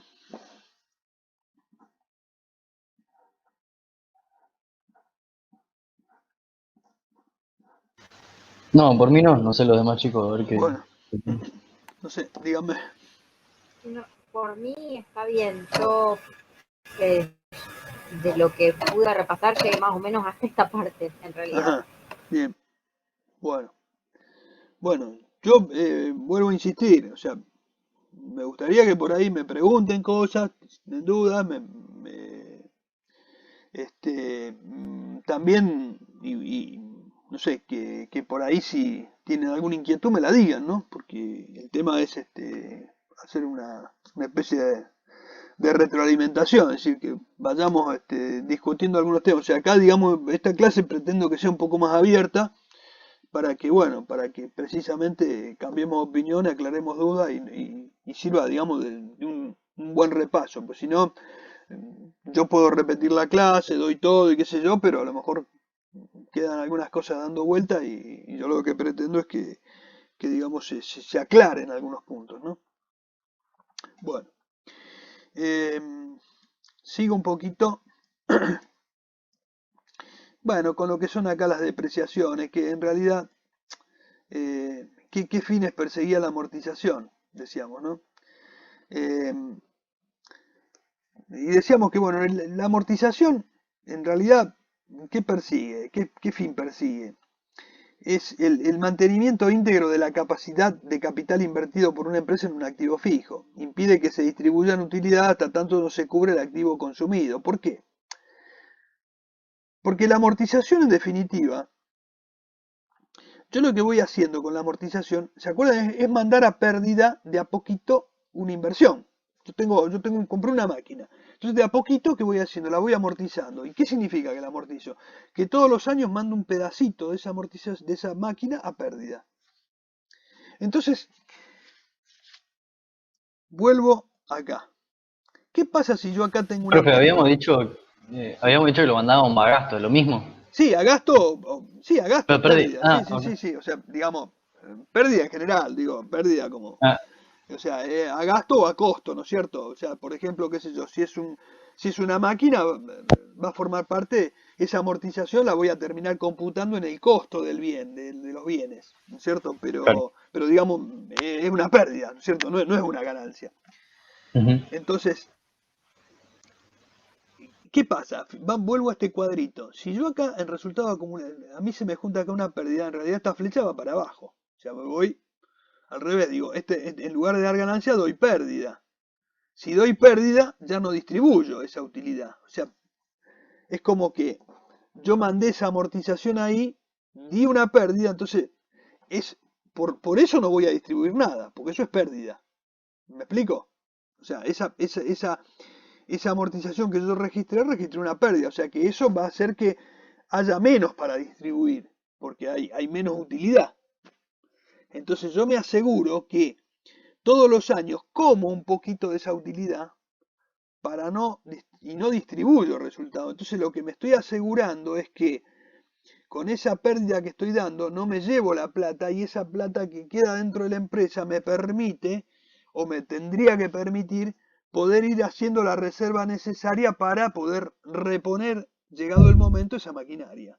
¿Me explico? O sea, un poco esa es la función también que va cumpliendo la amortización, es decir, la voy mandando a gasto de a poquito, a pérdida de a poquito o a costo de a poquito, pero ¿para qué? Para evitar un poco eso. Entonces, digamos, las voy metiendo en el costo, y además me está cubriendo de eso, de que yo no distribuya utilidades hasta tanto no lo cubra ese activo, ¿no es cierto? No recupere ese activo la inversión que hice. Un poquito eso. Y además, bueno, resguarda el capital inmovilizado, o bien dentro de los costos operativos, lo que te decía recién, ya que cada unidad que se fabrica y se lleva una pequeña parte del bien material, o sea, un pequeño desgaste producido en el activo fijo que lo produjo. O sea, es decir, yo al mandar un pedacito de esa máquina al costo, estoy metiendo en cada pieza un pedacito del costo, o sea, le agrego el costo de la pieza. Es decir, que yo cuando armo mi precio, tengo metido dentro de los costos un pedacito de amortización. Entonces yo cuando estoy cobrando el precio, estoy recuperando máquina, lo que invertí. ¿Me explico? O sea, si yo, por ejemplo, vendo una prenda, vendo, qué sé yo, una prenda de vestir, yo la compré a X precio y la vendo a otro precio. Entonces cuando la vendo, digo, bueno, al costo ese le agrego una utilidad y la vendo. Cuando yo armo mis costos, si yo a mis costos le sumo dentro de mis costos la amortización, cuando calculo el precio de venta, lo calculo también sobre esa amortización. O sea que estoy recuperando esa amortización, estoy recuperando el bien, estoy recuperando parte de lo que invertí en ese bien. De a poquito lo voy recuperando. Por eso digo que lo estoy incluyendo en el costo, porque estoy recuperando ese bien, o en el costo o en los gastos. Pero, digamos, estoy recuperando a través del precio al que yo vendo, estoy recuperando lo que yo invertí en ese bien. Por eso es que lo estoy contemplando ahí. Por eso es una parte del costo. Sí. Entonces, en caso de estar 100% amortizado, voy Sí. a poder tener más utilidad. O sea, voy a poder sacar más utilidad de la empresa. Claro, es como que ya ahí yo ya lo recuperé. Pero Ya recuperé la también, inversión hecha. claro, pero también supongamos el ejemplo ese del camión que decíamos. Ujú. Supongamos que vos lo reponés, el camión, hacés, digamos, cumplís a rajatabla y decís, bueno, yo vencido este plazo lo renuevo el camión. Si estoy en condición y todo, lo renuevo. Entonces en ese caso vuelve a empezar la película de nuevo. Claro. Ahí vuelve a empezar. Ahora, si por ejemplo una máquina que la amorticé en 10 años y ya lleva 20, y bueno, tengo 10 años más que estoy, digamos, recuperando, me está quedando más utilidad. Porque, digamos, yo sigo utilizando la máquina que compré y ya la amorticé. Entonces ahora lo que me queda, digamos, es como que tengo más utilidad, ¿no es cierto? Claro, claro. ¿Eh? Eso un poquito es lo que me está pasando, ¿no? Bueno,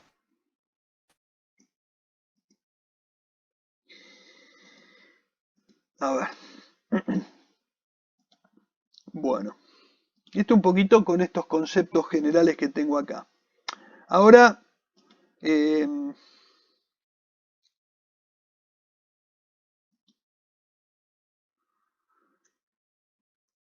voy a no sé, alguna duda quedó de acá. Yo voy a empezar a repasar algunos ejercicios, ¿eh?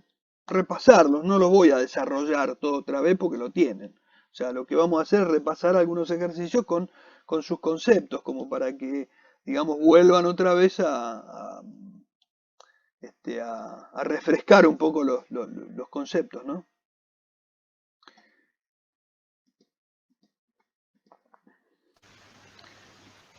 Bueno, a ver, ¿se acuerdan el ejercicio que habíamos hecho de los primeros que era Musaurus?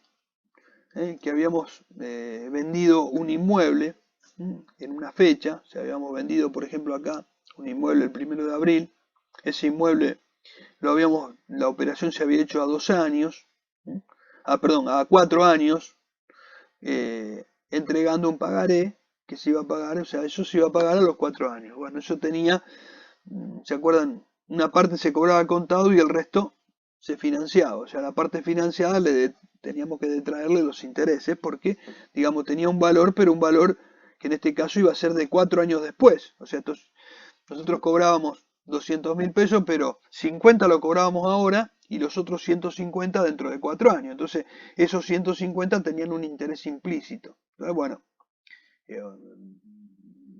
acá teníamos establecido cuál era el interés, lo despejábamos el interés y bueno, tomábamos, digamos, la operación comercial, porque nos pedía que determinemos, aplicando el modelo combinado, el resultado de la operación comercial. Entonces decíamos, acá un poquito refrescamos los conceptos.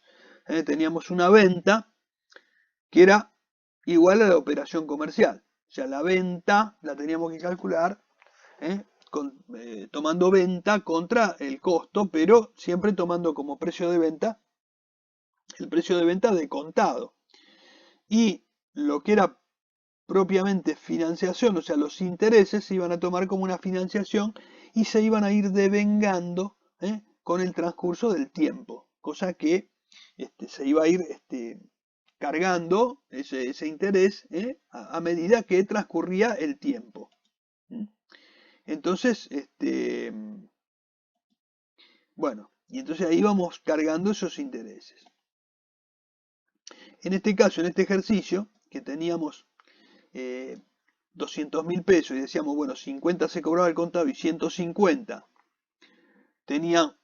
contenía ahí un 12% de interés anual el precio de contado, nosotros hacíamos todo un despeje de ese precio de contado y decíamos que la porción cobrada de contado era 50.000, la porción financiada 150.000, pero en realidad el precio de venta no era 200, porque estos 150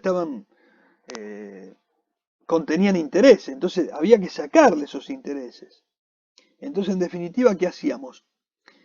Aplicábamos esta fórmula donde decíamos, bueno, la parte financiada sería el valor de contado más los intereses. Entonces hacíamos todo, despejábamos todo esto, acá teníamos la fórmula, despejábamos todo y nos quedábamos con el precio de contado, que era, dividíamos estos 150.000 dividido 1.48 y nos daba que de los 150.000, 48.000 eran intereses y 101.000 eran capital.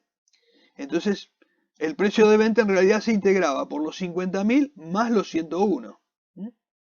Entonces, en lugar de decir que el precio de venta no era 200.000, sino que el precio de venta de contado era 151.351. Entonces, si queríamos ver cuál era el resultado de la operación comercial, teníamos que tomar este valor como precio de venta. 151.351. A su vez, el ejercicio nos decía que todo esto, vuelvo a hacer hincapié, por las características del examen no vamos a desarrollar un caso todo así largo porque no van a tener tiempo material de armar todo esto por las características que va a tener si lo hacemos tipo multiple choice. Pero sí por ahí vamos a tener que aplicar a lo mejor alguno de estos conceptos que estamos desarrollando acá. Por eso es importante también que lo manejen el tema, porque ustedes, si llegado el caso, tienen que hacer algún tipo de tienen que manejar algo de esto, bueno, van a tener que precisamente conocer un poco la operatoria y conocer los conceptos. Entonces, bueno, manejar los conceptos, a lo mejor tienen que hacer solamente algo muy puntual de todo esto, por ahí una partecita apenas chiquitita de esto, o por lo menos calcular solamente a lo mejor una sola operación, pero bueno, pero lo van a tener que hacer, lo van a tener que saber. Entonces, por ese lado, pretendo que por lo menos tengan entendido el concepto. Entonces, acá en la operación comercial nos faltaba ahora el costo. Pero para el costo, ¿qué íbamos a hacer? Íbamos a tomar el valor residual del inmueble. Para eso teníamos que ir a buscar el precio de compra de ese inmueble. Entonces, nos íbamos al momento en que lo habíamos comprado. ¿Y cuándo lo habíamos comprado? Bueno, ahí nos decía que lo habíamos comprado el 1 de marzo de 2011 y que se había comprado el edificio más el terreno en 70.000 pesos. Pero este precio ya incluía 5.000 de financiación. Por eso es que acá le sacábamos estos 5.000 y el precio de compra contado que dejábamos era el de 65.000 en este caso. O sea, nosotros dejábamos este precio de contado acá de 65.000. Dejábamos este precio. Así como acá dejábamos este valor financiado, este valor de contado, digamos, de precio de venta, acá de compra dejábamos esto. Pero la diferencia es que acá teníamos que trabajarlo un poquito, ¿por qué? Porque este inmueble había que traerle primero había que represarlo, porque el planteo lo estábamos haciendo en el modelo combinado, y en el modelo combinado trabajábamos con valores en moneda constante. Entonces, si trabajamos en moneda constante, estos valores los teníamos que traer del pasado al momento de la venta. Entonces, teníamos que llevarlo desde la fecha de compra hasta el momento de la venta. Por lo tanto, teníamos que reexpresar ese valor al 1 de abril. Entonces, lo reexpresábamos con los índices. Obteníamos el coeficiente y lo reexpresábamos. Y nos daba este valor reexpresado. Ahora, ¿qué pasa? También había otro tema. Como era un bien de uso y era un inmueble, había una parte que era terreno y otra parte que era edificio. O sea, el 20% era el terreno y el 80% el edificio. Por lo tanto, la parte que se amortiza es el edificio. Entonces teníamos que calcular la amortización del edificio. El terreno, por supuesto que no. Entonces, de estos 86.000, hacíamos el 20%, que era el terreno, y eso lo dejábamos así sin amortizar. Y el resto, que es el edificio, o sea, el 80%, a eso sí le aplicábamos la amortización acumulada de 6 ejercicios. Desde junio de 2011, en este caso, porque era 2011 acá, hasta junio de, en este caso, 2000, la venta se hacía en 2017, o sea que teníamos que hablar de 2016 acá. Bien, incluido. Entonces, bueno, teníamos junio 2011, o sea, primera amortización, 12, 13, 14, 15 y 16, o sea, 6 ejercicios. El 17 no, porque se vendía antes del cierre. Entonces, ese ejercicio no calculábamos amortización. Y obteníamos, digamos, el 2% por año y restábamos esa amortización. Y nos quedaba el valor residual, ya reexpresado porque estaba acá. Entonces ahí sí restábamos el valor residual reexpresado, que es contra el valor de venta, el precio de venta, de contado. Y ahí obteníamos el resultado de la operación comercial. Los 48.000 pesos que son intereses lo íbamos a trabajar con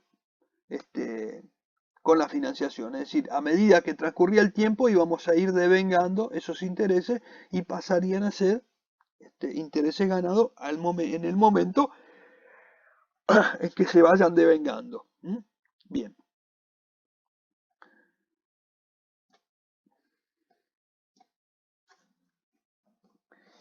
El otro punto que nos pedía el ejercicio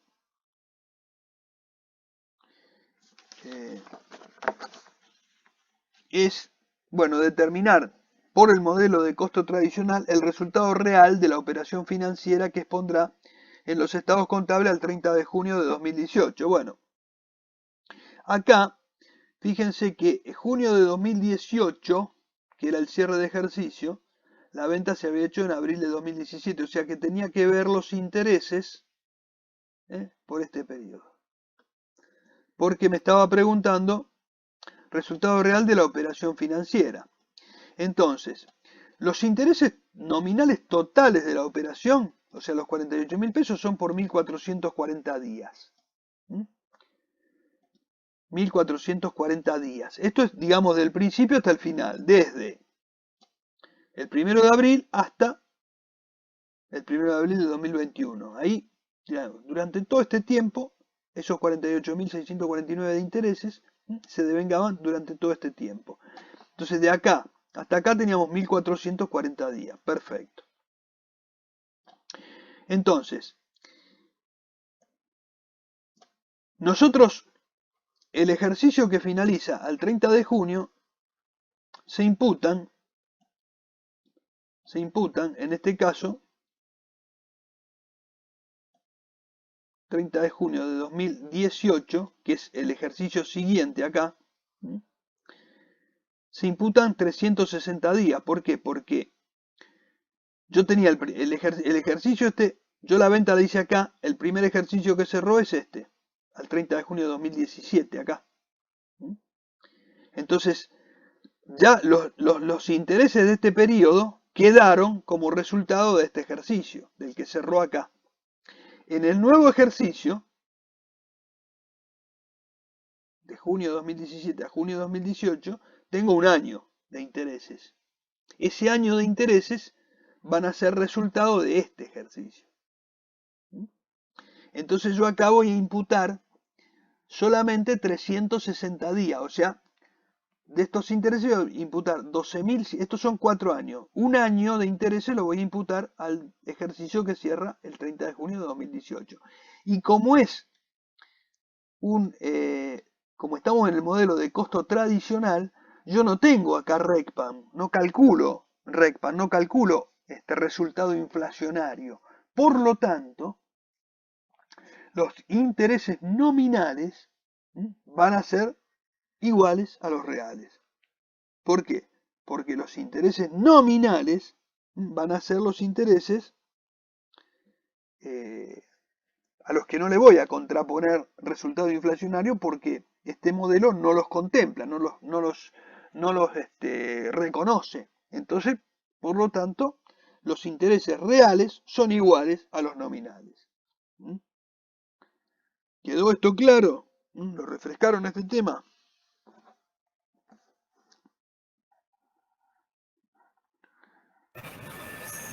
Sí, quedó claro. Bueno.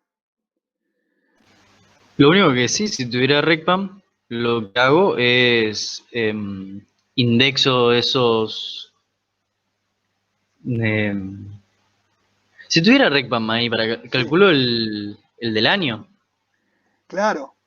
Vos ahí, si tuvieras RECPAM, ¿qué tendrías que hacer? Tendrías que decir, bueno, ¿cuánto me quedó a cobrar al 30 de junio de 2017? O sea, ¿qué me quedó a cobrar al 30 de junio de 2017? Los 101.000 estos que están acá, Claro. y le sumo los intereses de abril, mayo y junio. 3 meses de intereses. Ese saldo a cobrar sería el punto de partida para este ejercicio nuevo. Para este ejercicio. A esos 101.000 más los intereses de 3 meses le calculo el RECPAM de este periodo, de todo este año, y el RECPAM ese se lo contrapongo a los intereses y me podrá dar positivo o negativo. O negativo, claro. Fíjate que acá, bueno, acá dice a cuánto tendrá la cuenta a cobrar, pero en ese caso, si yo tengo esos intereses, va a ser eso. Por ejemplo, supongamos que yo quiero calcular acá los intereses estos. Yo digo, mira, en este caso yo tengo 3 meses de intereses. O sea, si yo, por ejemplo, tengo de intereses, vamos a hacerlo acá. Si yo tengo, por ejemplo, si el punto B lo quiero calcular con, lo quiero calcular en el modelo, por ejemplo, tradicional indexado,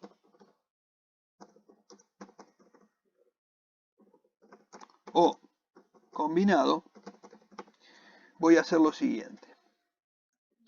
El punto B era así, ¿no? Sí, bien. Entonces voy a hacer lo siguiente. Voy a decir, mira, los intereses nominales los tengo de acá, ya los saqué. Son estos. Que tengo acá. Son 12.162. Ahora, el RECPAM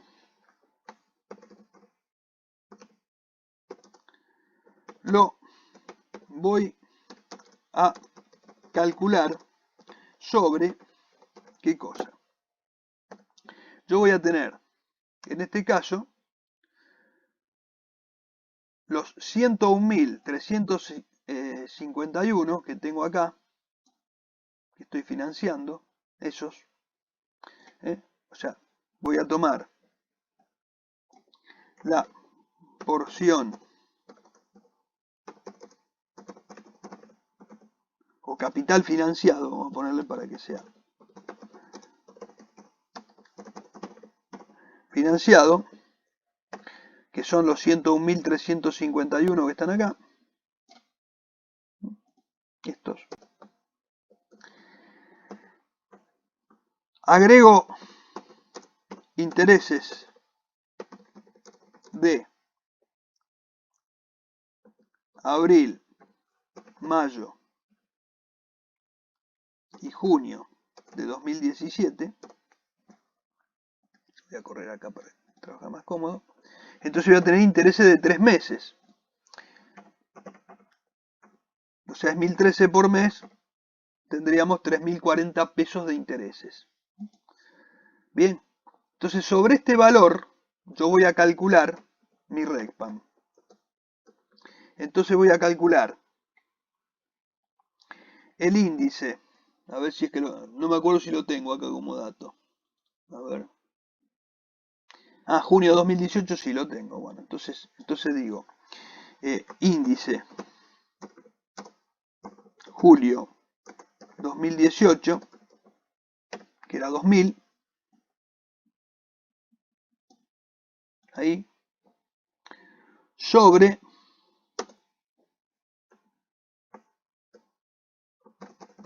índice julio 2017. Porque, digamos, este fue el valor que yo tenía como punto de partida cuando cerré el ejercicio anterior, o sea, este. Entonces acá yo voy a tener un coeficiente que va a ser igual a ¿qué? Este coeficiente va a ser 1,333333, ¿no es cierto? Muy bien. Entonces, yo acá voy a hacer 104.000 por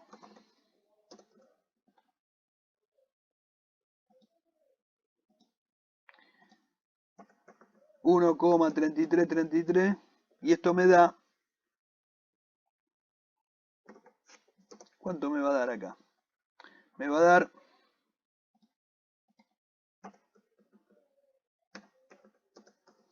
139.189.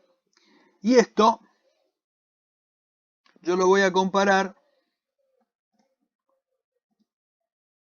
con esto.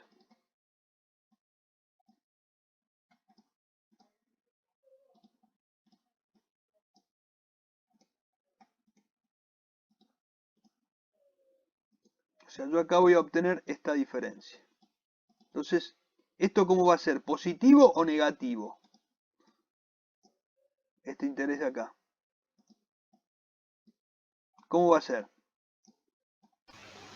Para mí, la diferencia Sí, y negativo, porque el interés acá te queda de 30, casi 30.000 y del acá tenés 12.000 de intereses nominales, tenés una clara pérdida. Claro, porque acá lo que me dice es que yo en realidad,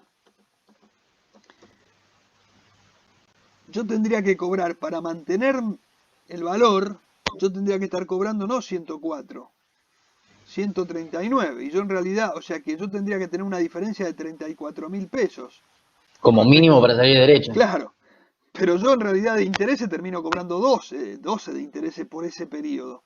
Por lo La tanto, diferencia de ambos es la pérdida. claro, es el resultado real. O sea, acá yo tendría que tener este resultado que yo tengo acá, ¿m? este, este va a ser el resultado real o interés real. ¿M? Este es el resultado real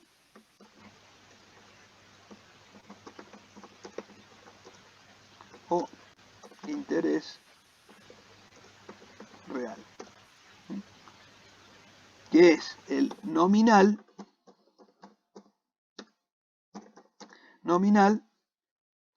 este,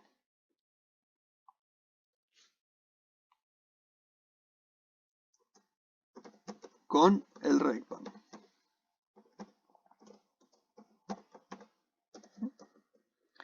Entonces, este es el donde contempla el RECPAM. ¿Eh? ¿Se ve esto? Entonces ahí tendríamos el caso donde nosotros, eh, si queremos definir, digamos, en este caso, el resultado que tendríamos real en el modelo tradicional indexado. ¿Mm? ¿Se ve? En ese caso. ¿Mm? Así que bueno, ahí tienen esto. Ahora después les queda ahí en la clase grabado y ya, digamos, una alternativa más. Igualmente hay otros ejercicios resueltos, pero bueno, acá tienen un poco la aclaración. ¿Mm? Esto viene bien como un repaso porque, digamos, refrescamos ahí un concepto. ¿Mm? ¿Se entendió bien? Sí, por mí sí. Bueno. Bueno, y por último, en este caso me decía, al 30 de junio de 2019, ya un año después, ya un año más transcurre, y dice, bueno, ¿a cuánto ascenderá la cuenta a cobrar?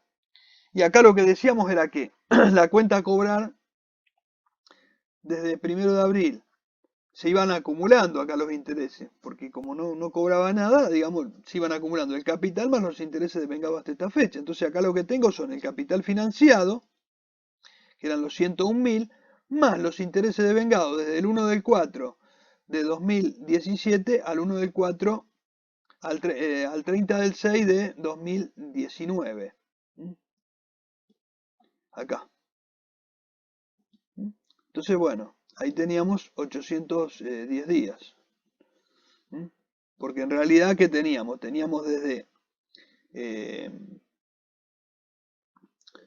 o sea, tenemos días desde junio, desde abril de 2017, acá tenemos 3 meses y acá 2 años. O sea, 360 por año son 720 y después más los 90 días acá porque lo poníamos en meses de 30 días, si no por ahí puede haber alguna pequeña diferencia. Pero como lo tomamos en meses de 30 días, por eso, digamos, teníamos 810 días.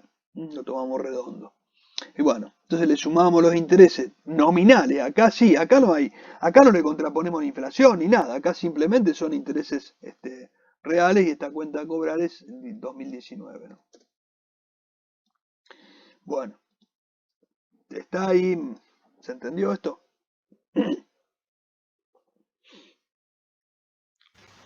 Sí, totalmente. Bueno, perfecto. Bueno, muy bien. Eh,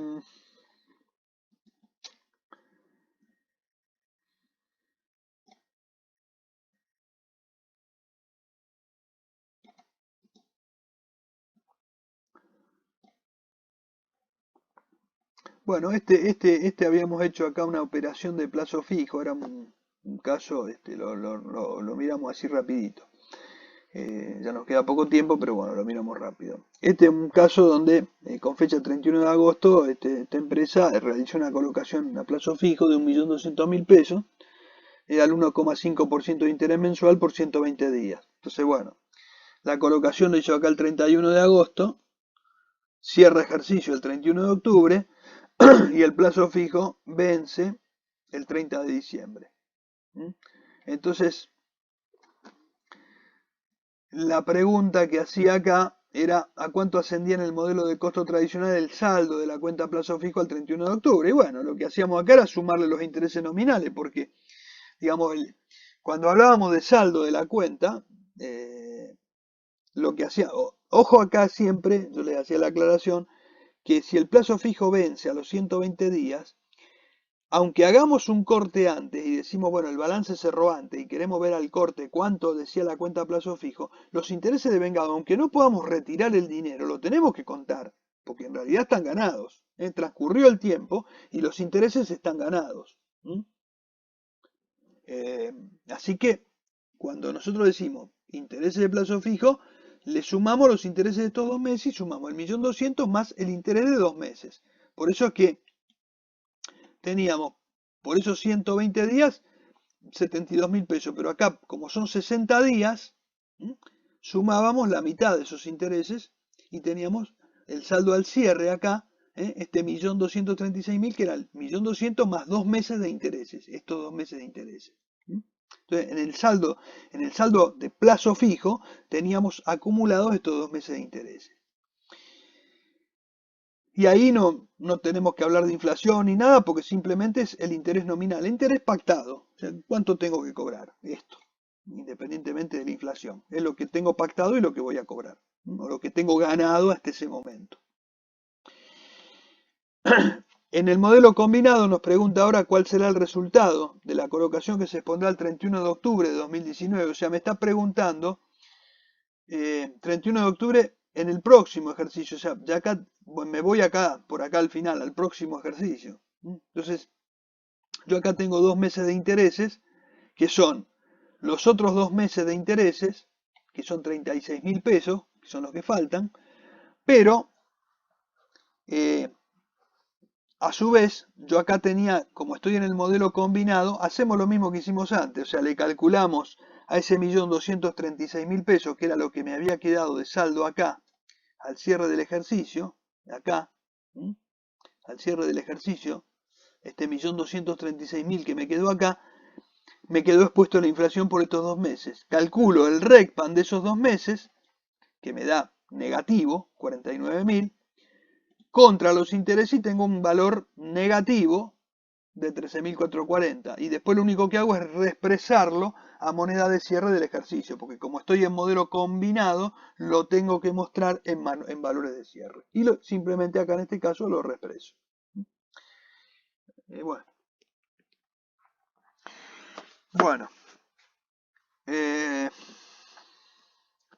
Bueno, no sé, ¿alguna pregunta, alguna duda de lo que estuvimos hablando, de este ejercicio, del anterior? ¿Alguna preguntita que tengan?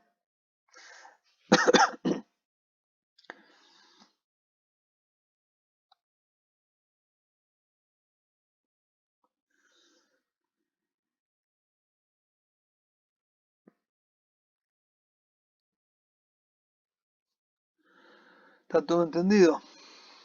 Bueno. Bueno, chicos,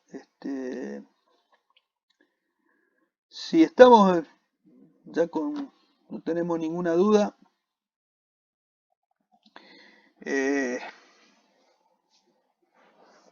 continuamos entonces la próxima clase.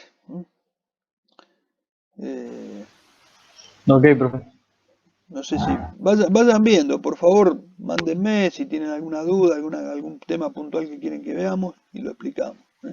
Yo voy a ir repasando así los ejercicios, vamos a ir viendo los conceptos y bueno, pero si sobre la marcha quieren consultarme otra cosa, me lo van diciendo, o si me quieren mandar antes, mándenlo y yo los voy preparando para repasar los temas. Así Dale, que bueno, vale. ustedes vayan viendo todo y me van consultando. ¿Está? Está bien. Sí, está bien. Bueno, bueno chicos, buenas noches entonces. Dale, buenas noches, profe. Buenas noches.